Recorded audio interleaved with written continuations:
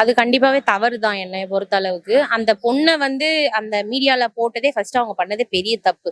அந்த மாரி சும்மா அவங்களுக்கு என்ன வேலை, இங்க என்ன சரியா இல்ல அதுன்ற பாக்குறத விட, அவங்க போயிட்டு தேவையில்லாம அந்த பிள்ளைகிட்ட அப்படி ஒரு கான்வர்சேஷன் வச்சு அந்த ஃபேஸ ரிவீல் பண்ணதுனால, அந்த புள்ளைக்கும் வந்து எப்படினாலுமே அது ஒரு மன உடைச்சலுக்கு ஆளாக்குன மாரி தான் அது. சோ அத கண்டிப்பா வந்து சிஎம் அத கண்டிக்கணும்னு நான் எதிர்பார்க்கிறேன். அவங்க அமைச்சர் கீர்த்தனான்றவங்க வந்து தொழில்துறை அமைச்சர். இவங்க வந்து பள்ளிகள்ல போய் ஆய்வு செய்யறதுன்றது வந்து சரியா இருக்குமா? இன்னைக்கு மாணவர்களை சந்திக்க வேண்டிய தேவையில்ல.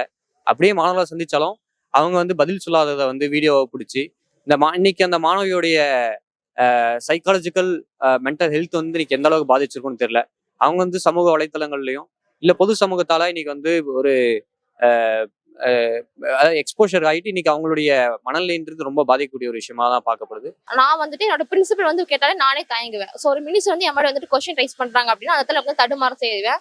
அது வந்துட்டு அந்த மாதிரி உனக்கு என்ன இங்கிலீஷ்ல சொல்ல தெரியாதா அப்படின்னு சொல்லும் போது எனக்கு வந்து சைக்காலஜிக்கலா நிறைய அஃபெக்ட் ஆகும் அந்த குழந்தைக்கு. ஸோ இது வந்துட்டு அந்த குழந்தைய வந்துட்டு ரொம்ப நாள் டிமோட்டிவேட் பண்ணி அந்த பொண்ணோட செல்ஃப் கான்ஃபிடன்ஸை வந்துட்டு லூஸ் பண்ண வைக்கிறதுக்கான வாய்ப்பு அதிகமா இருக்கு.